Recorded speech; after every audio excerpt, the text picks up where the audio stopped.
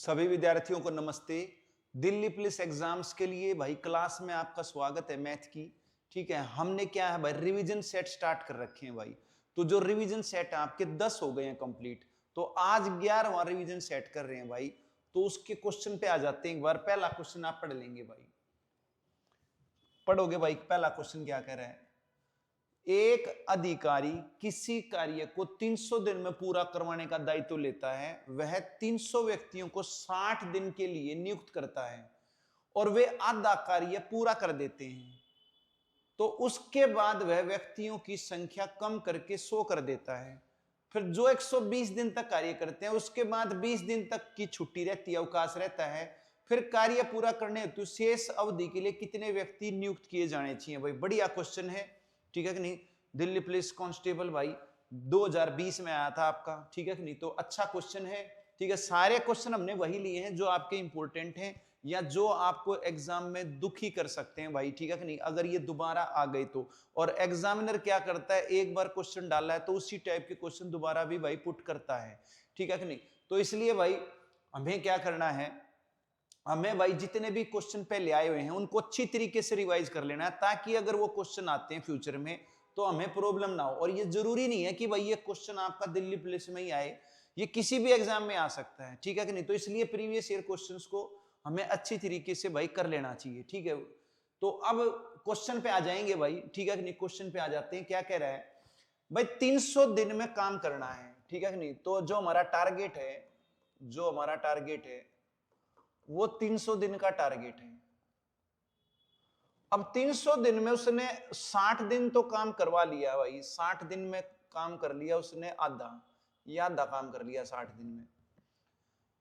फिर उसके बाद उसने व्यक्तियों की संख्या कम कर दी भाई। पहले उसने व्यक्ति 300 ही लगाए थे, अब उसने भाई क्या कहते हैं कम करके 100 कर दी। अब ये व्यक्ति 100 रह गई, ठीक है। अब 120 दिनों तक कार्य किया इन्होंने, 100 व्यक्तियों ने किया 120 दिन कार्य, तो 120 दिन और कर लिया। तो 300 में से 60 भी कर लिया, 120 कर लिया। फिर 20 दिन की छुट्टी रही तो 20 दिन और कम कर दो भाई। तो 300 में से ये इतने दिन कम हो गए हैं आपके। तो 120 और 20 140 और 60 200 दिन कम हो गए हैं। तो यानी जो अब रिमेनिंग जो टारगेट है अपना, जो रिमेनिंग आपका टारगेट है वो आपका 100 डेज का है। क्लियर भाई।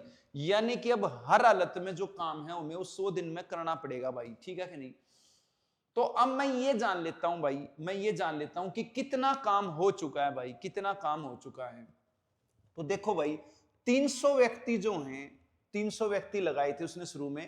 तो 300 व्यक्ति 60 दिन में आधा काम कर रहे हैं, लिखा हुआ है भाई। 300 व्यक्तियों ने 60 दिन में आधा कर दिया। फिर उसके बाद उसने क्या किया, व्यक्ति 100 कर दिया और 120 दिन तक कार्य किया। तो 300 व्यक्ति 60 दिन में अगर आधा काम कर रहे हैं, ठीक है कि नहीं। तो भाई 100 व्यक्तियों ने 120 दिनों में कितना काम किया, ये निकाल लेता हूं भाई कितना काम किया। तो इसको काट लेते हैं भाई। ये आपका क्या कहते हैं 2 और 60 120 कट जाएगा, और भाई 100 से ये 100 कट जाएगा भाई। ये क्वेश्चन मार्क इधर आ जाएगा और ये 3 नीचे आ जाएगा। तो 1/3 काम कर लिया। कितना काम कर लिया, 3 कर लिया। काम एक था आपका, तो एक में से आधा पहले हो गया था, 1/3 और हो गया। तो काम कितना बच गया भाई आपका, टाइम माइनस कर दूंगा भाई, ठीक है कि नहीं। तो एलसीएम लेके माइनस करेंगे तो 1/6 काम बच गया है। कितना काम बच गया है, 1/6 बच गया। अब ये जो बचा हुआ काम है अब ये करना है भाई, ठीक है कि नहीं। 20 जो रिमेनिंग डेज हैं, ठीक है कि नहीं। उसने बोला शेष अवधि के लिए, तो रिमेनिंग डेज आपके बच गए थे 100। तो ये 100 काम 100 दिन में करना है, बचा हुआ काम 1/6। तो कितने व्यक्ति लगाने पड़ेंगे भाई, कितने व्यक्ति लगाने पड़ेंगे, ठीक है भाई। तो भाई एक बात पक्की है कि जो 300 व्यक्ति हैं, जो 300 व्यक्ति हैं, अब दोबारा से इसको लेके चलेंगे। 300 व्यक्ति 60 दिन में कर सकते हैं आधा काम, ठीक है कि नहीं। तो अब बचा हुआ काम कितना है, बचा हुआ है 1/6। तो ये 1/6 काम अगर मैं व्यक्ति शेष अवधि यानी 100 दिन में करना चाह रहा हूं तो व्यक्ति कितने लगाऊं, व्यक्ति मान लेता हूं x लगाऊं, ठीक है कि नहीं। अब इसको सोल्व कर लो भाई। तो ये 2 जीरो से 2 जीरो कट जाएंगे आपकी, और 2 से ये आपका 3 कट जाएगा, और 3 से आपका ये 3 कट जाएगा। मतलब 60 व्यक्ति मैं और लगा दूंगा तो भाई जो बचा हुआ काम है, बचा हुआ काम मेरा 1/6 है, वो 100 दिन में हो जाएगा भाई, अगर मैं 60 व्यक्ति लगाऊंगा तो। बात क्लियर है, बस इतना ही क्वेश्चन था भाई, तो कोई प्रॉब्लम होनी नहीं चाहिए भाई, ठीक है कि नहीं। अब यहां पर मैंने क्या किया, यहां पर मैंने क्या किया, मैंने यहां पर फार्मूला लगाया आपका सेट वी मोड का, कौन सा, सब्जेक्ट टाइम बाय में वर्क। तो ये हमने फार्मूला किया था भाई वर्क टाइम के चैप्टर में, सब्जेक्ट टाइम और नीचे वर्क, ठीक है कि नहीं। तो सब्जेक्ट इनटू टाइम, तो मैंने आपको फार्मूला लिखवाया था, सेट वी मोड का फार्मूला लिखवाया था, सेट वी मोड, क्लियर। तो ये अपना फार्मूला था सेट वी मोड 1 और सेट वी मोड 2। अब सेट का मतलब था आपका सब्जेक्ट एफिशिएंसी टाइम और नीचे था आपका वर्ब मनी ऑब्जेक्ट और डिस्टेंस।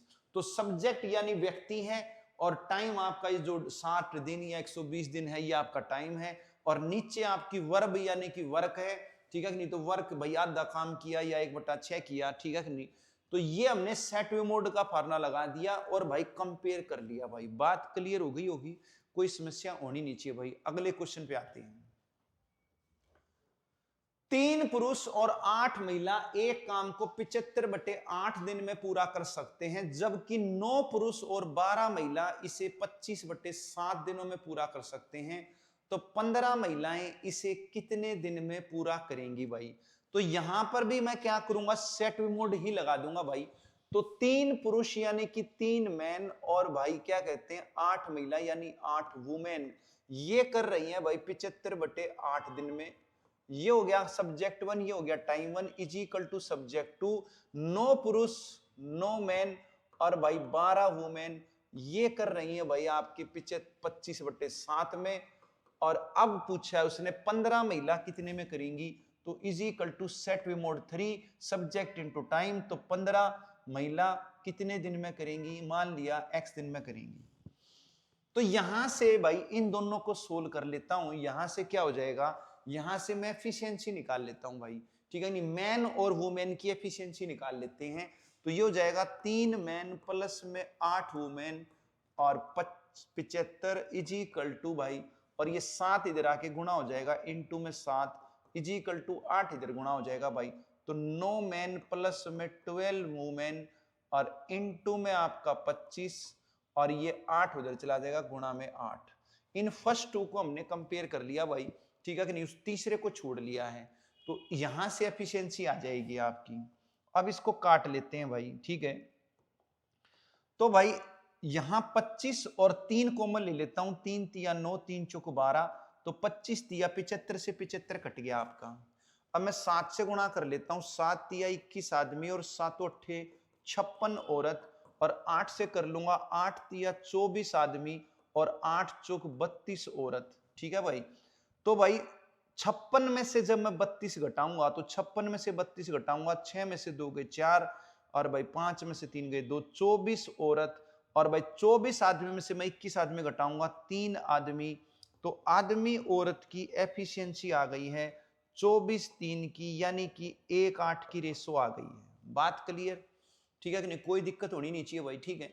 अब यहां पर हम क्या करेंगे भाई, जो मैन वुमेन की एफिशिएंसी आई है 8 की, वो पुट कर देंगे। अब मुझे x की वैल्यू निकालनी है, तो मैं ये सेकंड थर्ड उठा लूंगा, ये सेकंड थर्ड को उठा लेंगे और पुट कर देंगे।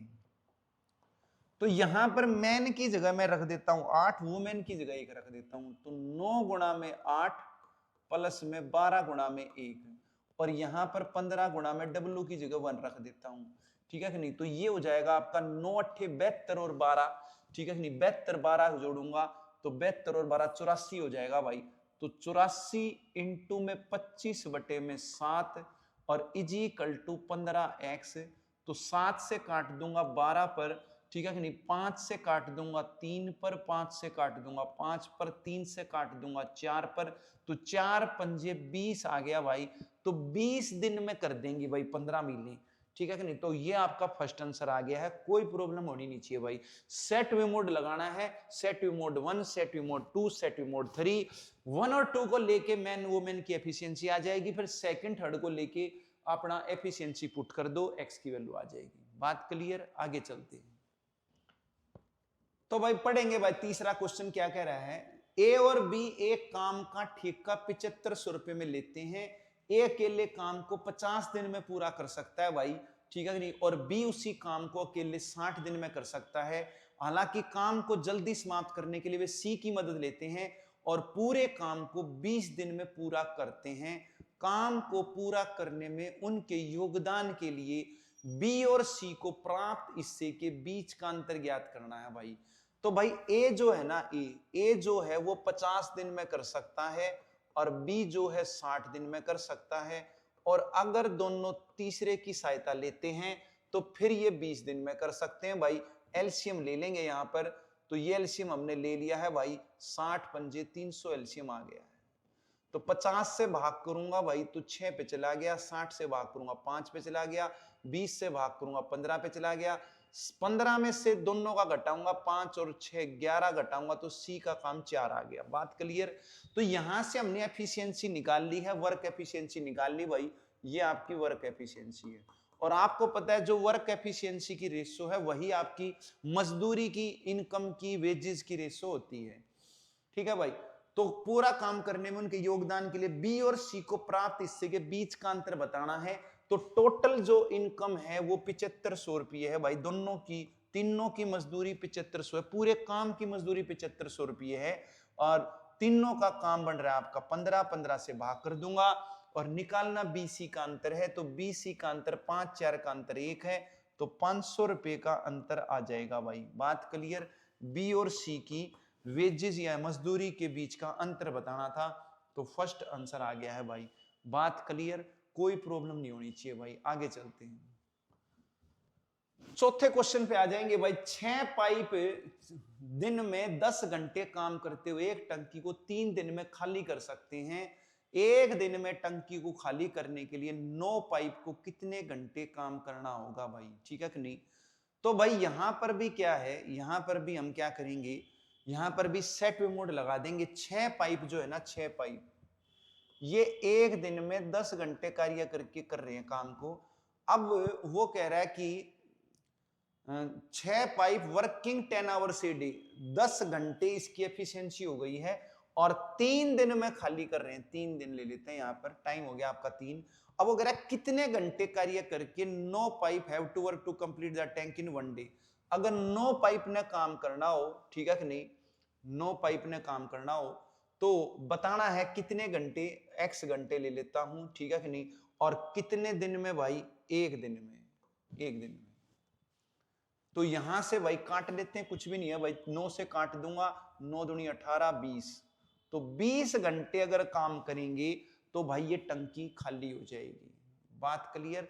कुछ नहीं किया, यहां पर भी सेट मोड लगा दिया। सब्जेक्ट एफिशिएंसी, आपकी एफिशिएंसी है यहां पर 10 hour, 10 hour 1 day, 10 hour per day की एफिशिएंसी है, ठीक है कि नहीं। और यहां कितने की है, यहां मैंने x आवर पर डे की मान ली भाई एफिशिएंसी, ठीक है कि नहीं। तो यहां पर 10 आवर पर डे एफिशिएंसी, 3 दिन आपका टाइम है, ठीक है कि नहीं। उसके बाद 9 आपके पाइप हो गए हैं, x आवर पर डे आपकी एफिशिएंसी हो गई है, और इनटू में आपका 1 डे मुझे करना है भाई, एक दिन में काम करना है। बात क्लियर। तो भाई x की वैल्यू आ गई 20, तो 20 घंटे अगर प्रतिदिन काम करेगा, ठीक है कि नहीं, 20 घंटे अगर रोज चलाए जाएंगे 9 पाइप, तो भाई एक दिन में टंकी खाली हो जाएगी। बात क्लियर। आगे चलते हैं, 5वें क्वेश्चन पे आ जाएंगे भाई। एक पुलिसकर्मी एक चोर का उससे 1800 मीटर आगे पीछा करता है भाई, ठीक है कि नहीं। यदि पुलिसकर्मी और चोर क्रम से 12 और 9 की स्पीड से दौड़ते हैं तो पुलिसकर्मी द्वारा पकड़े जाने से पहले चोर सपोर्टिंग पॉइंट यानी पुलिसकर्मी से 1800 मीटर आगे से कितनी दूरी तय करेगा भाई, ठीक है कि नहीं, ये बात बतानी है भाई। तो मान लेते हैं चोर यहां पर है भाई, ये चोर है यहां पर, इसकी स्पीड भाई आपकी क्या कहते हैं 9 है, चोर की स्पीड 9 है, और भाई ये पुलिस है आपकी और इसकी स्पीड 12 है। दोनों के बीच का जो डिस्टेंस है वो 1800 मीटर है भाई, यहां 1800 मीटर दे रखा है। अब ये चलते हैं और ये इसको पकड़ लेगा आगे जाके कहीं पे, तो ये बताना है जहां पर ये चोर था इससे कितनी दूरी पे जाके आगे पकड़ेगा, कितनी दूरी पे इसको पकड़ लेगा, ये चीज पूछी है भाई। तो मैं ये निकाल लेता हूं भाई कितने समय के बाद पकड़ा गया चोर, ठीक है कि नहीं। तो मीटिंग टाइम निकाल लेते हैं, और मीटिंग टाइम का फॉर्मूला आपको पता है, डिस्टेंस अपॉन रिलेटिव स्पीड होता है भाई। क्या होता है? डिस्टेंस अपॉन रिलेटिव स्पीड होता है। अब डिस्टेंस आपका 1800 मीटर और रिलेटिव स्पीड दे रखी है किलोमीटर पर आवर में, और सेम डायरेक्शन में भाग रहे हैं भाई, तो सेम डायरेक्शन में आपकी स्पीड माइनस हो जाएगी, रिलेटिव स्पीड हो जाएगी 12 माइनस 9, 3 किलोमीटर प्रति घंटा हो जाएगी। गुणा में मैं करूंगा 5/18, ठीक है कि नहीं। तो भाई ये हो जाएगा आपका, 15 से काट दूंगा मैं, 15 से काटूंगा, 15 एकम 15, 15 दूनी 30, 120 पे कट गया, 18 ऊपर चला जाएगा भाई, ठीक है नहीं। तो 12 अट्ठे 96 और 12 एकम 12 9 21, 2160 घंटे में ठीक है कि नहीं। किलोमीटर प्रति घंटा था, मीटर प्रति सेकंड, तो सेकंड में आ गया भाई। ये किस में आ गया? सेकंड में आ गया। 2160 सेकंड के बाद ये भाई पुलिस चोर को पकड़ लेगा, ठीक है कि नहीं। अब ये सेकंड है भाई, तो इसके मैं क्या करता हूं भाई, इसके मैं क्या कहते हैं, घंटे में बना लेता हूं, या फिर इसको अगर घंटे में नहीं बनाना तो भाई फिर चोर की जो स्पीड है उसको मीटर पर सेकंड में बना लो। एक काम करना पड़ेगा आपको। तो उसने बोला है कि चोर को 1800 मीटर आगे से यहां से कितनी दूरी पे पकड़ेगा। तो चोर ने यहां से यहां तक आने में जो टाइम लिया है ना, वो 2160 सेकंड लिए हैं। तो डिस्टेंस का फॉर्मूला होता है स्पीड इनटू टाइम, ठीक है नहीं। तो स्पीड आपका जो है, स्पीड है वो जो स्पीड है आपकी, वो दे रखी है 9 किलोमीटर प्रति घंटा। तो 9 गुणा में 5/18 करूंगा, मीटर प्रति सेकंड आ जाएगी। फिर टाइम आपका सेकंड में पड़ा रहेगा, कोई दिक्कत नहीं है। तो टाइम आपका 2160 सेकंड, तो सेकंड से सेकंड कट जाएगी और मीटर में आंसर आ जाएगा आपका। तो मैं काट लेता हूं, 9 से काट देता हूं, 9 दूनी 18, 2 से काट देता हूं भाई, तो 1080, 5 से गुणा करूंगा भाई, ठीक है कि नहीं। तो 5400 मीटर दूरी आ गई है भाई। तो भाई आपका सी आंसर आ गया है भाई। ये दिखाई दे नहीं रहा है, तो ये 54 ना सॉरी, ये रहा भाई चौथा आंसर है। तो 5400 मीटर दूरी आ गई है। बात क्लियर हो गई है, ठीक है कि नहीं। तो भाई मेन क्या है, मेन आपका फार्मूला है मीटिंग टाइम का, डिस्टेंस अपॉन रिलेटिव स्पीड। तो आपका आ गया है 2160 सेकंड। 2160 सेकंड में क्या कहते हैं, पुलिस चोर को पकड़ लेगा। तो पुलिस ने यहां से यहां तक 2100 सेकंड ली है, और चोर ने यहां से यहां तक 2160 सेकंड ली है। तो भाई 2160 सेकंड में इसकी चाल 9 की है, कितनी दूरी तय करेगा चोर। तो डिस्टेंस का formula speed into time, speed 9 थी, मीटर पर सेकंड में बदल लो क्योंकि टाइम आपका सेकंड में है, ठीक है कि नहीं। फिर आपका डिस्टेंस मीटर में ऑप्शन में है, तो मीटर में आ जाएगा। बात क्लियर। तो 5400 मीटर की दूरी पे पकड़ लेगा। अगर ये पूछा होता कि भाई पुलिस कितनी दूरी पे पकड़ेगा, तो फिर ये 1800 भी जुड़ जाती भाई। तो 5400 प्लस 1800 हम जोड़ देते। बात क्लियर। तो आगे चलते हैं भाई, छठे क्वेश्चन पे आ जाएंगे। एक ट्रक ने निश्चित चाल से 384 किलोमीटर की दूरी तय करता है। यदि उसकी चाल 16 किलोमीटर प्रति घंटा कम हो जाती है तो वही दूरी तय करने में वह 2 घंटे ज्यादा समय लेता है। ट्रक की वास्तविक चाल बतानी है। इंपॉर्टेंट क्वेश्चन है। जब प्रैक्टिस सेट में क्वेश्चन कराए थे तो भी ये वाली टाइप मैंने ली थी भाई, ठीक है कि नहीं। तो इंपॉर्टेंट टाइप, और ये हर एग्जाम के लिए है, दिल्ली पुलिस के लिए, चाहे सीजीएल हो, सीजीएल में भी आती है ये वाली टाइप। तो उसने कहा 2 घंटे ज्यादा समय लगता है भाई। तो पहले कितना समय लग रहा था पता नहीं, अब कितना लग रहा है पता नहीं, लेकिन अब 2 घंटे ज्यादा है, तो समय का अंतर 2 घंटे है। ये चीज गिवन है भाई, ठीक है भाई। बस ये इक्वेशन बन गई, फिर क्वेश्चन में कुछ नहीं है भाई। और ये क्वेश्चन ऑप्शन से होगा, मैंने पहले ही बताया था, ऑप्शन की मदद इसमें लेनी होती है। तो भाई टाइम का फार्मूला है डिस्टेंस अपॉन स्पीड। डिस्टेंस आपका 384, ठीक है कि नहीं। और पहले भी डिस्टेंस 384, दोनों ही केस में डिस्टेंस सेम है। पहले स्पीड कितनी थी भाई, आपकी x थी। अब 16 किलोमीटर प्रति घंटा कम हो गई, तो अब स्पीड है x माइनस 16, और अंतर आपका 2 है, ठीक है नहीं। 2 से मैं इसको काट लेता हूं भाई, तो ये कट जाएगा 192 पर। क्लियर। तो अब आपको क्या करना है भाई, अब आपको ऑप्शन पुट कर करके देखने हैं। जिस ऑप्शन को पुट करने से राइट हैंड साइड आ जाती है 1 के इक्वल लेफ्ट हैंड साइड आ जाती है, तो समझ लेना वही आंसर है आपका। तो मैंने ऑप्शन उठाया 64। तो 64 में से जब मैं 16 घटाऊंगा भाई, ठीक है, मैं यहां रखूंगा 192, और 64 में से जब मैं 16 घटाऊंगा तो ये आपका हो जाएगा आपका क्या कहते हैं 48, ठीक है कि नहीं। तो फिर 48 से जब मैं इसको भाग करूंगा भाई, ठीक है कि नहीं, तो 48 से कितने पे जा रहा है भाई, ये 4 पे जा रहा है आपका। और जब मैं यहाँ 64 रखूंगा तो 192 को जब मैं 64 से भाग करूंगा तो ये 3 पे जा रहा है, तो 4 में से 3 गए 1, राइट हैंड साइड मेरी 1 है और ये मेरी 1 आ गई, मतलब यही आंसर है भाई।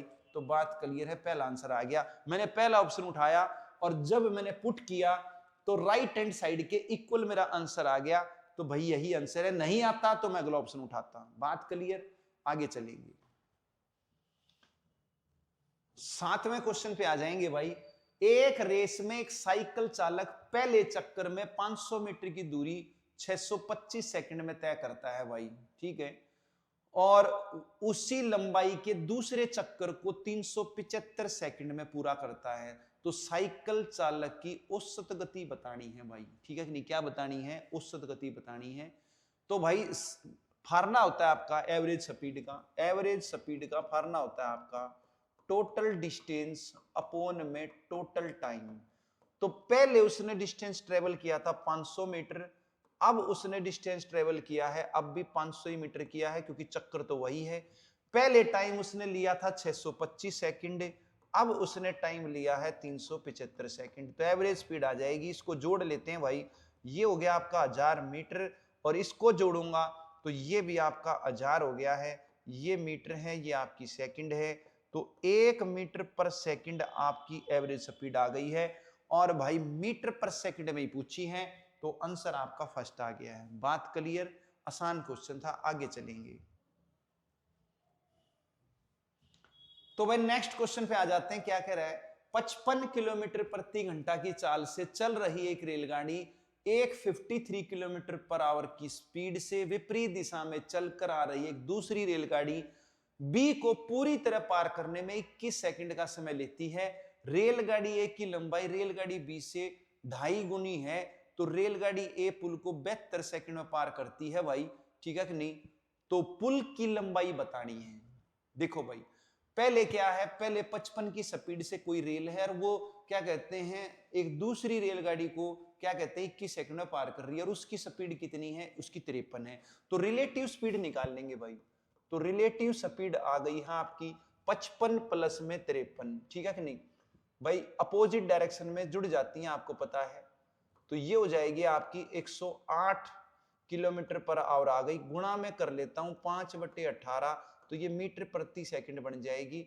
तो भाई 18 छिका 108, 6 पंजे 30 मीटर पर सेकंड बन जाएगी।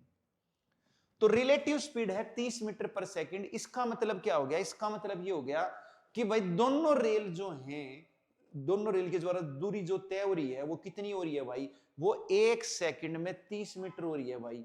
और उसने क्या बोला भाई? उसने बोला 21 सेकंड में पार किया। तो जब 1 सेकंड में दूरी तय हो रही है 30 मीटर, तो भाई सीधी सी बात है 21 सेकंड में कितनी दूरी तय होगी? 21 से गुणा कर देता हूं तो 630 मीटर दूरी तय होगी।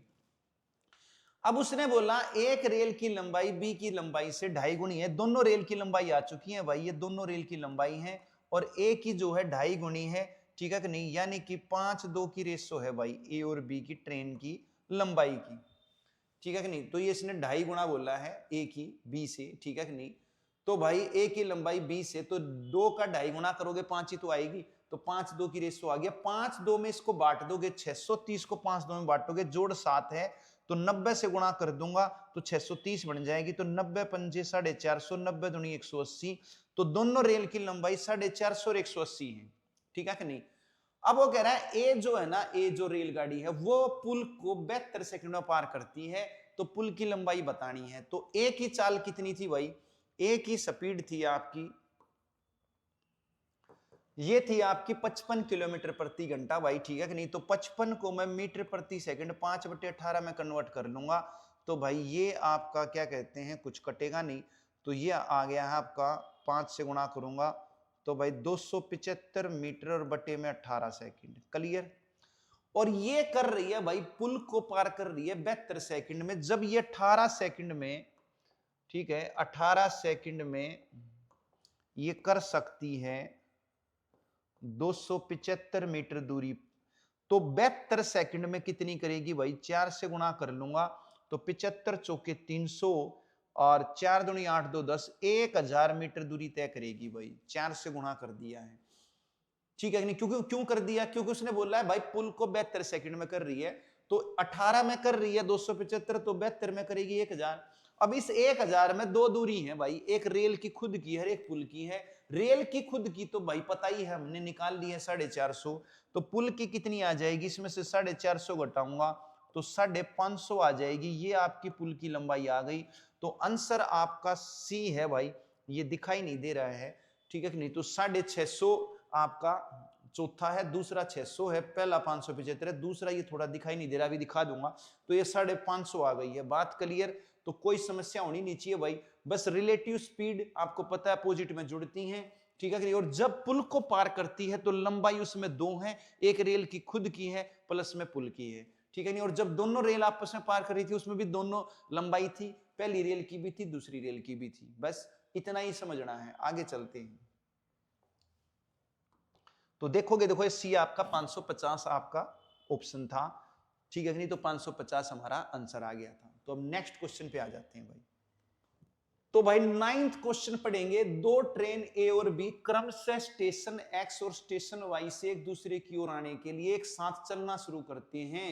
बी की चाल ए से 40% अधिक है। एक दूसरे को पार करने के बाद ए और बी वाई और एक्स स्टेशनों तक पहुंचने में क्रमशः 4.5 से 5 घंटे और एक्स घंटे का समय लेते हैं। तो एक्स का मान कितना है भाई, ठीक है कि नहीं। तो दो ट्रेन है भाई, स्टेशन एक्स, ये स्टेशन एक्स है और ये आपका स्टेशन वाई है, ठीक है भाई। तो यहां से ए ट्रेन चली है, यहां से बी ट्रेन चली है, अपोजिट डायरेक्शन में चली है भाई, ठीक है कि नहीं। तो एक दूसरे की ओर आने के लिए एक साथ चलना शुरू करती हैं। बी की चाल ए से 40% अधिक है भाई, ठीक है। एक दूसरे को पार करने के बाद, ठीक है कि नहीं, तो एक दूसरे को पार कर लिया, सपोज करो यहां जेड पॉइंट पर पार कर लिया, मान लिया, ठीक है नहीं। तो यहां पर अब बी ट्रेन आ गई है, यहां पर ए ट्रेन आ गई है, पार कर लिया।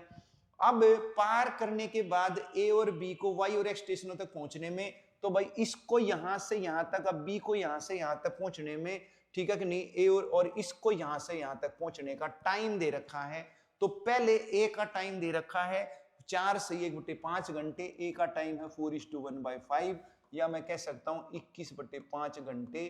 तो बी का टाइम कितना है, ये x घंटे है, ठीक है कि नहीं। ये भी गिवन है, x भी उसने खुद मान रखा है। तो x की वैल्यू बतानी है।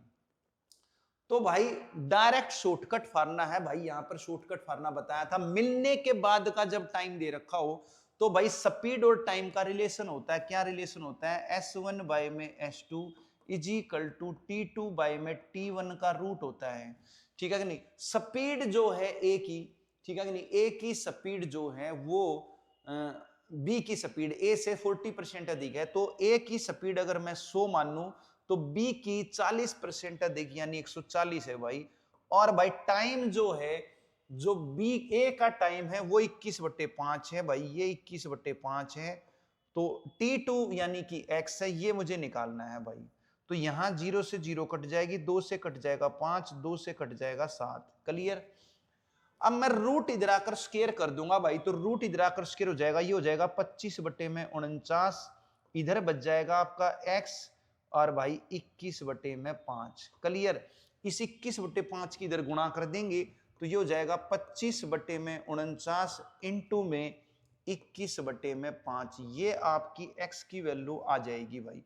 तो इसको सोल्व कर लेंगे भाई, 7 7 49, 7 या 21, 5 से काटूंगा, 5 पंजे 25, तो 15/7 वैल्यू आ जाएगी x की, ठीक है कि नहीं। तो 15/7 का मतलब यही है भाई। तो 7 दूनी 14, 7 एकम 7, 2 सही 1/7 घंटे वैल्यू आ गई है x की। तो कोई भी प्रॉब्लम होनी नहीं चाहिए भाई। तो इसमें भी ऑप्शन दिखाई नहीं दे रहा है तो मैं आपको दिखा देता हूं भाई, ठीक है। तो डायरेक्ट शॉर्टकट फार्मूला आपको लगाना है और ये याद होना चाहिए भाई। और ये समझाया था भाई, ठीक है कि नहीं, ये समझाया था, तो इसमें कोई प्रॉब्लम होनी नहीं चाहिए। ये देखो भाई 2:1/7 आपका पहला आंसर था, ठीक है। आगे चलते हैं, 10वें क्वेश्चन पे आ जाएंगे। एक व्यक्ति नाव से जलधारा के प्रवाह के विपरीत दिशा में 33 किलोमीटर की दूरी 3 घंटे में तय करती है भाई, ठीक है कि नहीं। तो जलधारा के विपरीत यानी अपोजिट डायरेक्शन में है, अपस्ट्रीम में है, तो अपस्ट्रीम की स्पीड निकल जाएगी यहां से आपकी 33 किलोमीटर दूरी 3 घंटे में तय करी है, तो 11 किलोमीटर प्रति घंटा आपकी अपस्ट्रीम की स्पीड आ गई है। क्लियर भाई। जल धारा के प्रवाह की दिशा में डाउनस्ट्रीम में जो है 100 किलोमीटर की दूरी 4 घंटे में करती है, तो डाउनस्ट्रीम की स्पीड निकलाएगी डिस्टेंस, स्पीड का फॉर्मूला डिस्टेंस अपॉन टाइम होता है, चाहे एवरेज स्पीड हो, चाहे रिलेटिव स्पीड हो, चाहे डाउनस्ट्रीम की स्पीड हो, चाहे अपस्ट्रीम की स्पीड हो भाई। तो डिस्टेंस आपका 100 किलोमीटर है, टाइम आपका क्या कहते हैं 4 घंटे है, तो ये 25 किलोमीटर प्रति घंटा डाउनस्ट्रीम की स्पीड आ गई है। तो स्थिर जल में, शांत जल में, ठीक है, स्टिल वाटर में अब बोट को कितना टाइम लगेगा 36 किलोमीटर दूरी तय करने में। तो भाई टाइम के लिए मुझे क्या चाहिए भाई, टाइम का फॉर्मूला है डिस्टेंस 36 किलोमीटर और स्पीड, बोट की स्पीड चाहिएगी भाई। बोट की स्पीड आगे, टाइम निकल जाएगा। बोट की स्पीड कैसे निकलती है, बोट की स्पीड निकलती है ds प्लस यूएस बाई 2। तो ds 25 और 11 36 बटे 2 करूंगा भाई, तो 18 की स्पीड आ गई है, ठीक है कि नहीं। तो 18 किलोमीटर प्रति घंटा आ गई है बोट की। तो 18 किलोमीटर प्रति घंटा से जब भाग करूंगा तो ये 2 घंटे आ जाएंगे भाई। आंसर आपका फर्स्ट आ गया है। तो सीधा फार्मूला पता होना चाहिए भाई बोट का ds प्लस यूएस बाई 2, बाकी कुछ नहीं है भाई। आगे चलेंगे, 11वें क्वेश्चन पे आ जाएंगे भाई। एक नाव को जल धारा के प्रवाह की विपरीत दिशा में 8.4 किलोमीटर जाने में 14 मिनट का समय लग रहा है भाई। यदि नाव की चाल दर धारा के प्रवाह का अनुपात, ठीक है कि नहीं, 6:1 है, तो जल धारा के प्रवाह की दिशा में 33.6 किलोमीटर जाने में नाव को कितना टाइम लगेगा भाई, ठीक है कि नहीं। तो भाई अपस्ट्रीम की स्पीड जो है ना, अपस्ट्रीम की स्पीड वो दे रखी है आपको, कितनी दे रखी है 8.4 और 14 मिनट दे रखी है भाई, ठीक है कि नहीं। 8.4 किलोमीटर में 14 मिनट लग रही है, तो 14 6 84 यानी कि 0.6 किलोमीटर पर मिनट की स्पीड आ गई है भाई, ठीक है। ये आपकी स्पीड यूएस की आ गई, अपस्ट्रीम में आ गई है। नाव की चाल और धारा की चाल, ठीक है कि नहीं। तो नाव यानी कि बोट और धारा यानी कि डब्लू, इसकी रेशो दे रखी है भाई 6:1 की रेशो दे रखी है। कितनी दे रखी है, 6:1 की दे रखी है। यूएस क्या होता है, यूएस होता है बोट माइनस वाटर। यूएस क्या होता है भाई, बोट माइनस वाटर होता है। तो बोट माइनस वाटर यहां पर 0.6 है, तो मैं यूं कह सकता हूं कि बोट की अगर 6x है, वाटर की अगर x है, तो इसका डिफरेंस 0.6 है, तो 5x की वैल्यू 0.6 है भाई। क्लियर। अब उसको चाहिए भाई जल धारा के प्रवाह की दिशा में 33.6 किलोमीटर दूरी तय करने में नाव को कितना समय लगेगा भाई, ठीक है नहीं। तो टाइम का फॉर्मूला आपको पता है, डिस्टेंस से डिस्टेंस आपका 33.6 किलोमीटर और स्पीड चाहिएगी भाई, स्पीड यूएस की चाहिएगी, और यूएस की स्पीड है भाई डाउनस्ट्रीम है, सॉरी भाई, तो डाउनस्ट्रीम में है, तो डाउनस्ट्रीम की स्पीड चाहिएगी, डीएस चाहिएगी, और डीएस का फॉर्मूला है बोट प्लस वाटर, और बोट प्लस वाटर है मेरी 6 + 1 भाई 7x, ठीक है कि नहीं।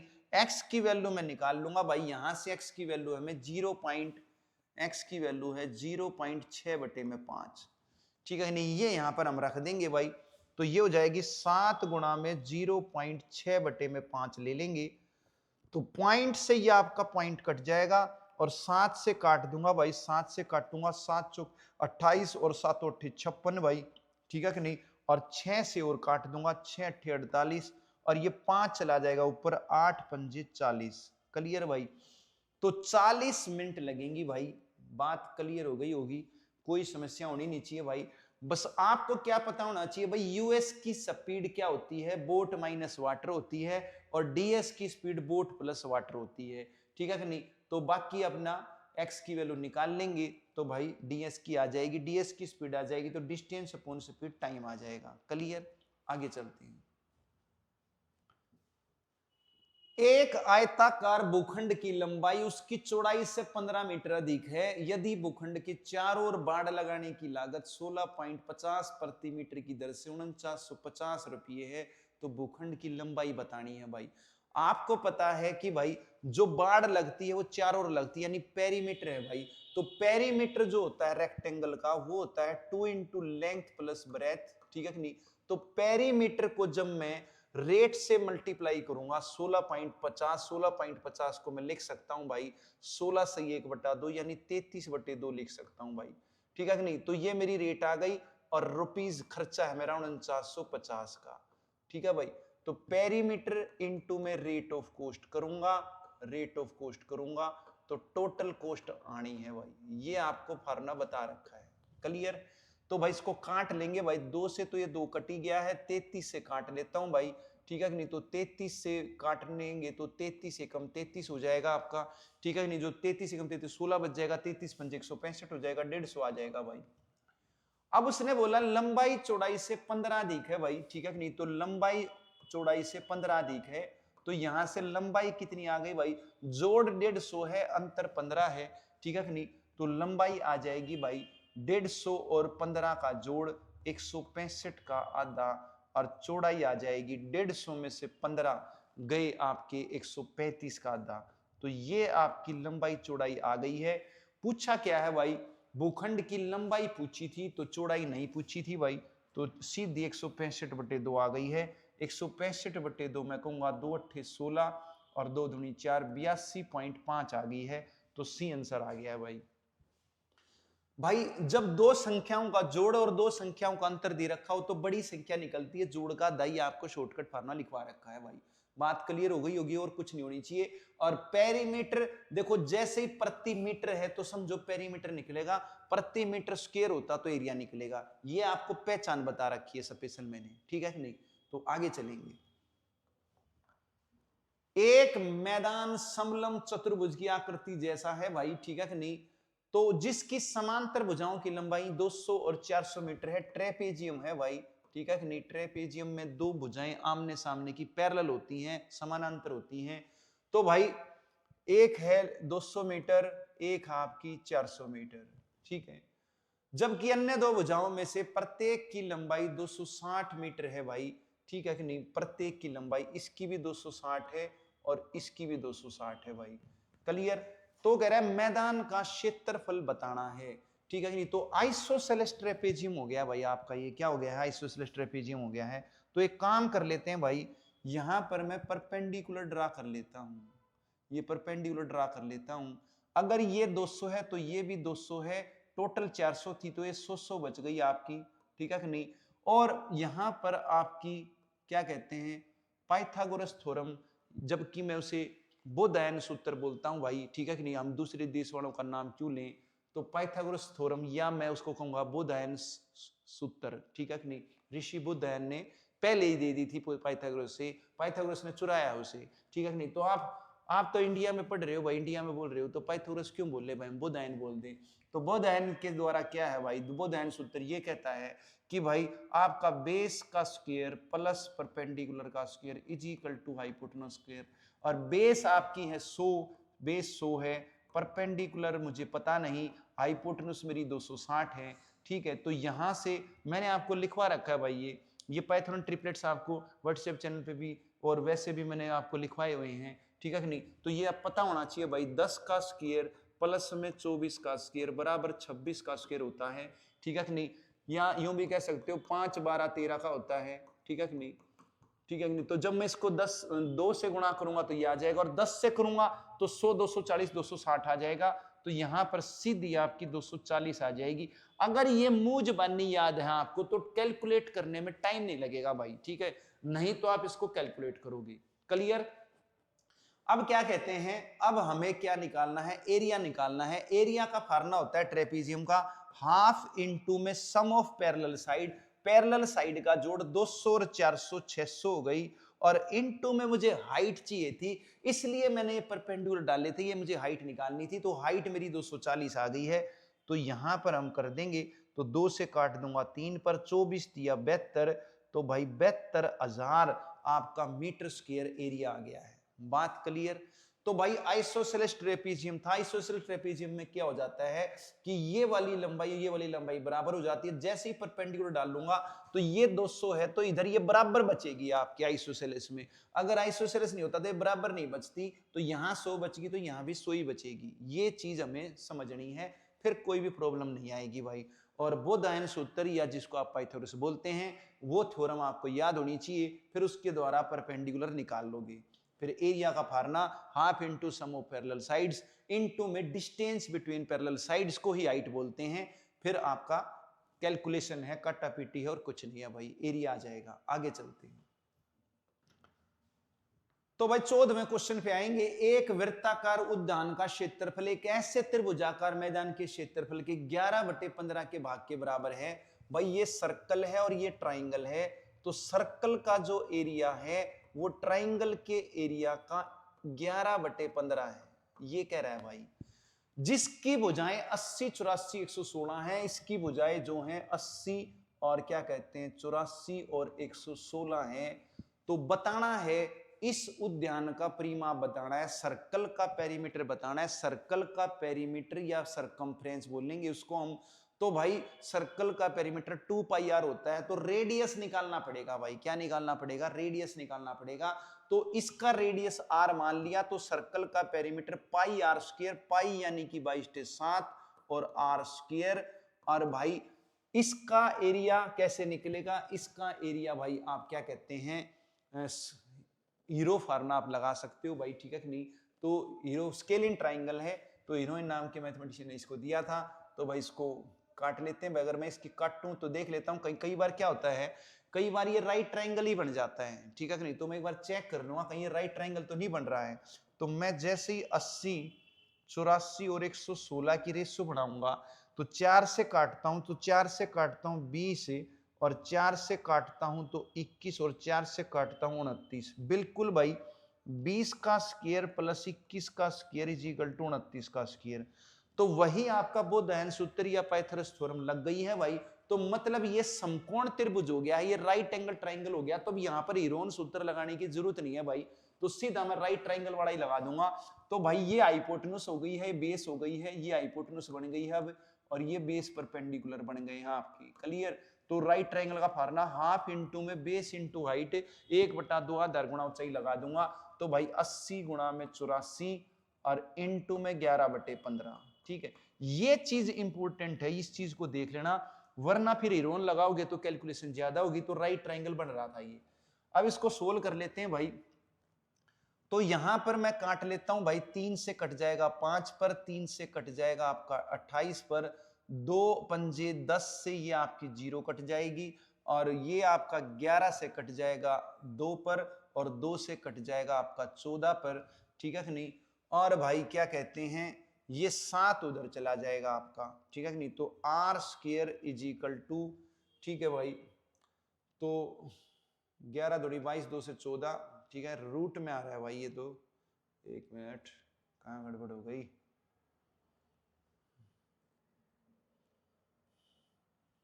दो से काटा हमने, 2 पंजे 10 से 10 काट दिया, ठीक है भाई।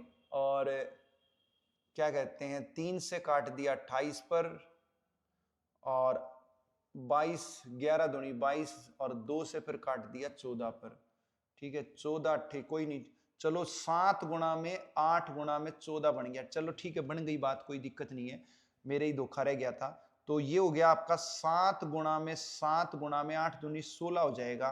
तो अब इसका रूट करूंगा तो ये आ जाएगा 7 गुणा में 4 आ जाएगा।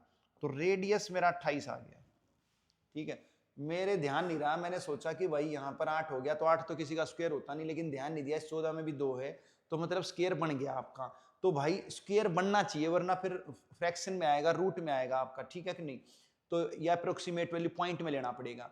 तो रेडियस 28 आ गया है। अब उसने पूछा था पेरीमीटर। पेरीमीटर क्या होता है भाई? सरकमफ्रेंस बोलते हैं उसको, पेरीमीटर नहीं बोलते हैं, लेकिन कोई बात नहीं।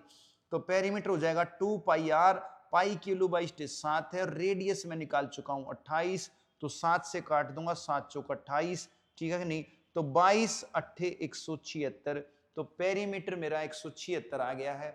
बात क्लियर हो गई होगी, ठीक है कि नहीं। बस क्या है, सर्कल का एरिया का फार्मूला, सर्कल के पेरीमीटर का फार्मूला, और भाई ये आपके पाइथागोरियन ट्रिपलेट्स या बोधायन क्या कहते हैं आपके रिजल्ट्स हैं, ठीक है कि नहीं। इनको याद करो तो फिर मन मन में जान लोगे आप कि भाई कौन सा ट्राइंगल है, एक राइट ट्राइंगल बन रहा है या स्केलिन है, ठीक है कि नहीं।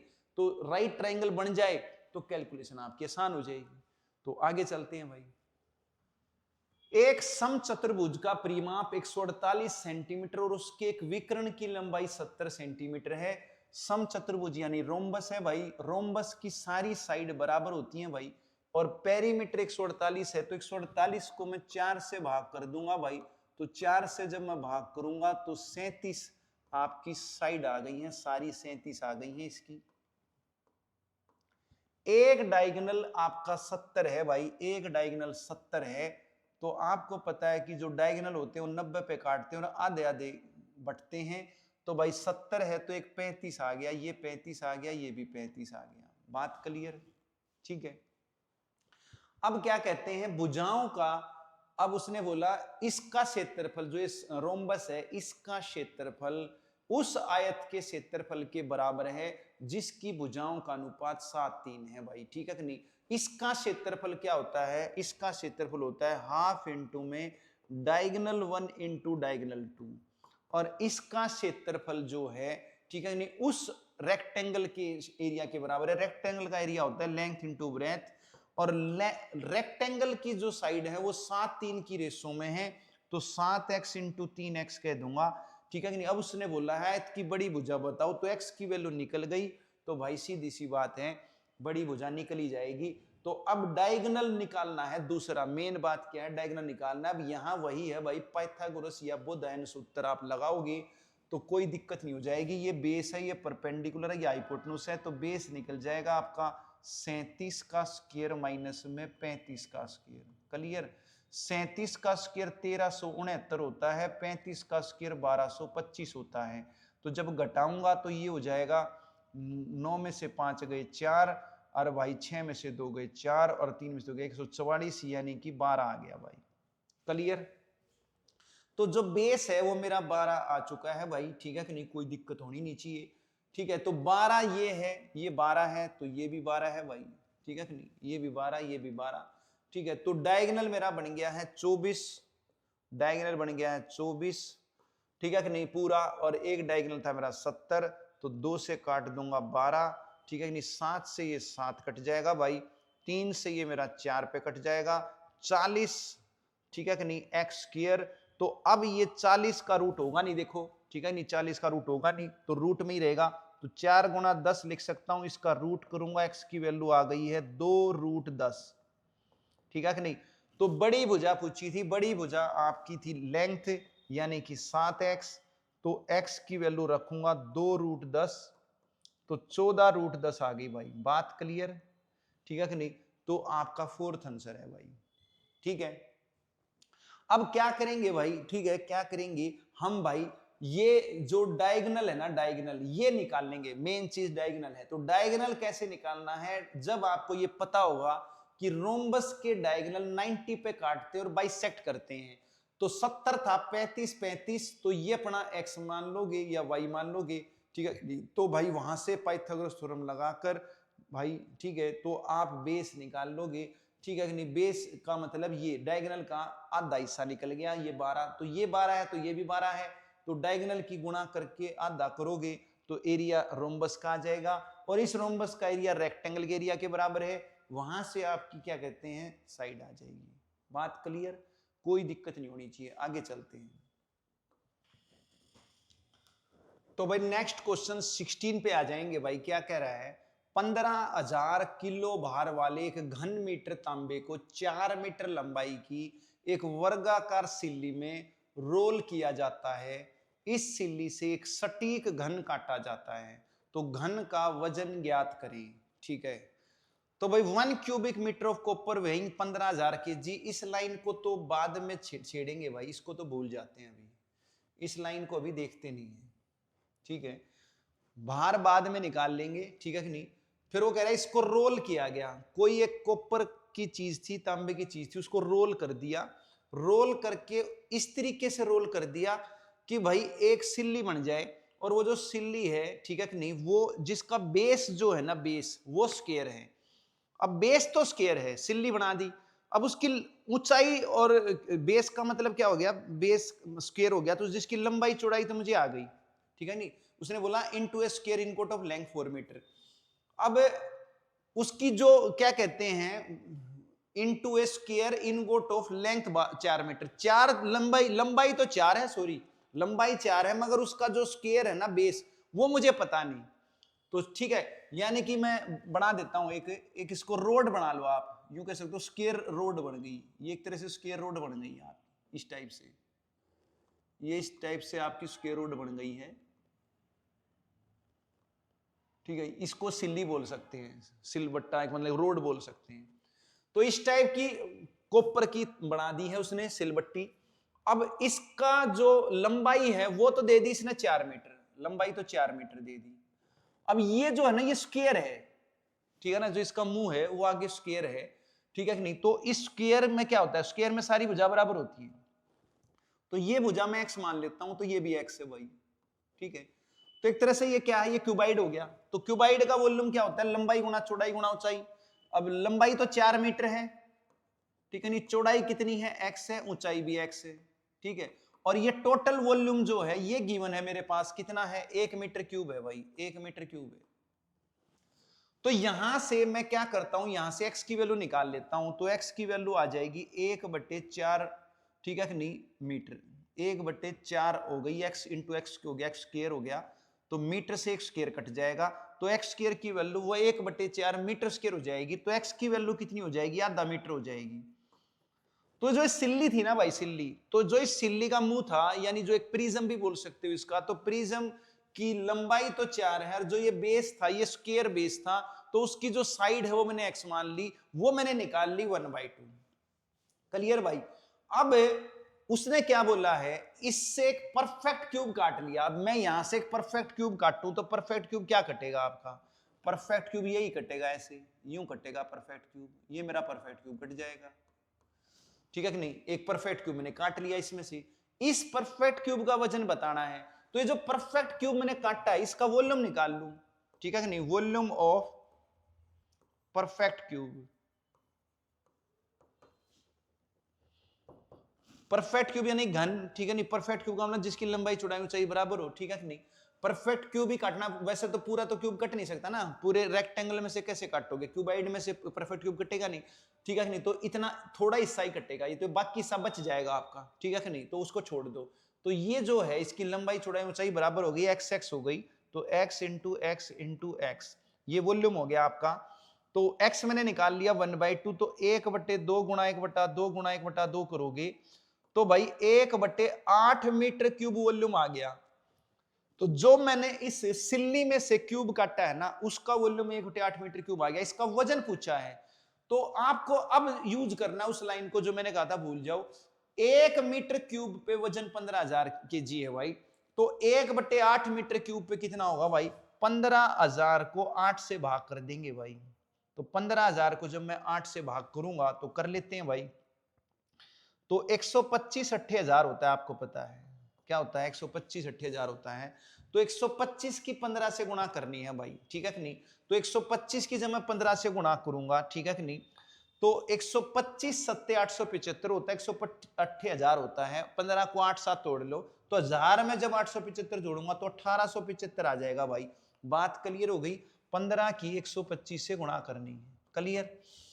तो भाई क्या था इसमें, मेन क्या था इसमें, मेन यही था कि जो सिल्ली थी ना, सिल्ली, उस सिल्ली को समझना पड़ेगा, सिल्ली कैसी है। सिल्ली क्यूबाइडल है, ठीक है नहीं, और उस क्यूबाइडल की लेंथ जो है वो 4 है, घनाभाकार है, घनाभ की लंबाई 4 है। तो ये जो आपकी चौड़ाई ऊंचाई है ना, ये स्क्वायर है, ये स्क्वायर बेस है, उसने बोला हुआ स्क्वायर। तो ये एक्स एक्स मान ली मैंने, एक्स की वैल्यू आ गई, फिर कोई समस्या नहीं है। तो बात क्लियर, आगे चलेंगे। 17वें क्वेश्चन पे आ जाएंगे भाई। एक धात्विक घनाभ की विमाएं भुजाएं 100 सेंटीमीटर 40 सेंटीमीटर और 16 सेंटीमीटर हैं, इसे पिघलाकर एक घन बना दिया, तो घन का पृष्ठीय क्षेत्रफल बताना है। पिघलाकर अगर कोई चीज बनाई जाती है, मेल्ट करके कोई चीज बनाई जाती है, तो वॉल्यूम सेम होता है, आयतन बराबर होता है। घनाभ का आयतन होता है लंबाई गुणा में चौड़ाई, ठीक है कि नहीं, और भाई ऊंचाई, और बराबर है क्यूब का वॉल्यूम, क्यूब का वॉल्यूम होता है साइड का क्यूब। तो ये हो जाएगा 16 चौके 64,000, तो 64,000 को मैं लिख सकता हूं भाई 40 का क्यूब, ठीक है कि नहीं। तो भाई साइड मेरी 40 आ गई है, बात क्लियर। अब क्यूब का सरफेस एरिया पूछा है भाई, क्यूब का सरफेस एरिया होता है आपका 6a², ठीक है नहीं, 6 इंटू 40 का स्क्वायर कर दूंगा भाई, तो 4 का स्क्वायर 16 6 96 और 2 0, तो भाई 96 आ गया, बात क्लियर। सरफेस एरिया अगर कुछ नहीं बोल रहा, ना करोड़ बोल रहा, ना टोटल बोल रहा, तो हमें टोटल ही लेना होता है। यह बात आपको बता रखी है भाई, ठीक है। आगे चलेंगे, क्या कह रहा है भाई 18वां क्वेश्चन। एक दो गोले हैं भाई, दो गोलों का पृष्ठीय क्षेत्रफल का अनुपात 9:4 है। गोलों का पृष्ठीय क्षेत्रफल, सफियर का सरफेस एरिया क्या होता है भाई, 4 पाई आर स्क्वायर होता है। Surface area 4 pi R square होता है, और ये आपको 9:4 की रेशो में दे रखा है भाई। तो ये 4 पाई तो कैंसिल हो जाएगा, तो देखा जाए तो रेडियस की रेशो कितनी हो गई भाई, ये स्क्वायर इधर आकर रूट हो जाएगा, तो 3 2 की रेशो हो गई, 9 का रूट 3, 4 का रूट 2, तो 3 2 की रेशो आ गई रेडियस की। वो डायामीटर की रेशो बोली है, तो डायामीटर की रेशो वही होती है भाई जो रेडियस की रेशो होती है, ठीक है कि नहीं। तो डायामीटर की रेशो कितनी होगी, जो रेडियस की रेशो होगी, ठीक है कि नहीं, क्योंकि 2 से 2 कट जाना है भाई, ठीक है कि नहीं। तो आपका 3 2 आ गया है, सेकंड आंसर आ गया है। बात क्लियर भाई, आगे चलते हैं। 19वें क्वेश्चन पे आएंगे। लोहे का एक खोखला पाइप 14 सेंटीमीटर लंबा है और इसका बाह्य व्यास 6 है और पाइप की मोटाई 1 है। लोहे का भार 8 ग्राम प्रति सेंटीमीटर क्यूब। पाइप का भार बताना है भाई, ठीक है कि नहीं। तो भाई ये एक पाइप है लोहे का, इस टाइप का पाइप है, यानी कि सिलेंड्रिकल शेल है भाई। क्या है, सिलेंड्रिकल शेल है, ठीक है। खोखला बेलन है भाई, खोखला बेलन है। तो इसकी जो मोटाई है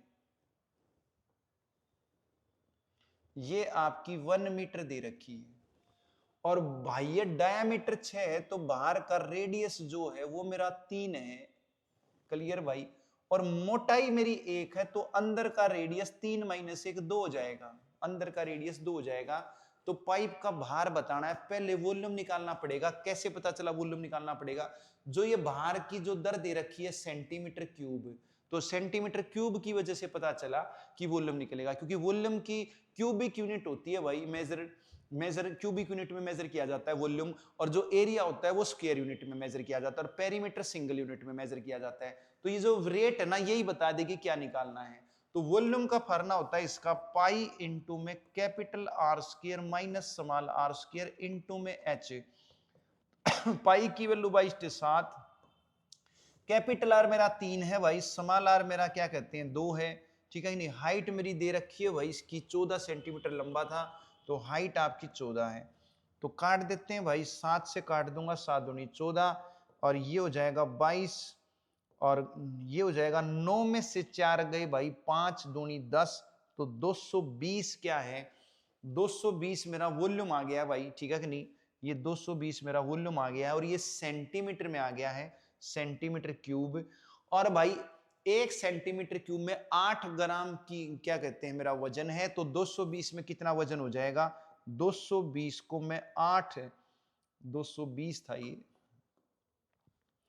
तो 220 को मैं 8 ग्राम से गुणा कर दूंगा भाई, 8 ग्राम से, तो ये हो जाएगा 8 दूनी 16, 8 दूनी 16 और 1 1760 ग्राम आ गया। और मुझे बनाना है भाई केजी में बनाना है, तो 1 केजी में 1000 ग्राम होते हैं, तो जैसे ही मैं 1000 से भाग दूंगा केजी बन जाएगा, 1000 से भाग दूंगा तो 1.76 केजी बन जाएगा भाई। तो आंसर आ गया आपका फर्स्ट। बात क्लियर। तो भाई सिलेंड्रिकल सेल का वॉल्यूम का फार्मूला अगर आपने लगा लिया है, फिर कोई दिक्कत आने वाली नहीं भाई। आगे चलते हैं, तो भाई लास्ट क्वेश्चन लेंगे, 20वां क्वेश्चन। एक वॉल्यूम है, एक कोन का वॉल्यूम दे रखा है 144 पाई सेंटीमीटर क्यूब। कोन का वॉल्यूम होता है 1/3 पाई आर स्क्वायर एच, ठीक है, पाई आर स्क्वायर एच। और ये वॉल्यूम है आपका कितना भाई, ये दे रखा है 144 पाई, तो पाई से पाई तो कट ही जाएगा भाई, ठीक है कि नहीं। फिर वो कह रहा है कि जो हाइट है ना वो रेडियस की डबल है भाई, हाइट जो है वो रेडियस की डबल है, ठीक है।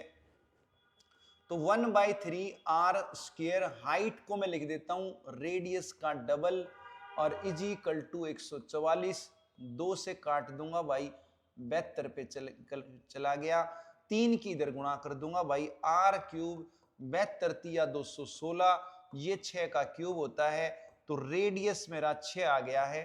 अब उसने क्या बोला है भाई, सी एस से बताओ भाई। तो कौन का सी एस से होता है पाई आर एल, ठीक है कि नहीं। इस कोण का सी एस से होता है पाई आर एल, पाई यानी 22/7, पाई में ही दे रखा है तो पाई ही रखेंगे, सॉरी। तो पाई, और भाई आपका रेडियस में निकाल चुका हूं 6, सलान टाइट निकालनी पड़ेगी भाई। तो सलान टाइट का फार्मूला क्या होता है, पाइथागोरस थ्योरम आपको पता ही है, R square plus H square का रूट होता है। रेडियस में निकाल चुका हूं 6, हाइट मेरी डबल है भाई, तो 6 का डबल करूंगा 12 हो जाएगा, तो 6 का स्क्वायर प्लस 12 का स्क्वायर का रूट, ठीक है कि नहीं।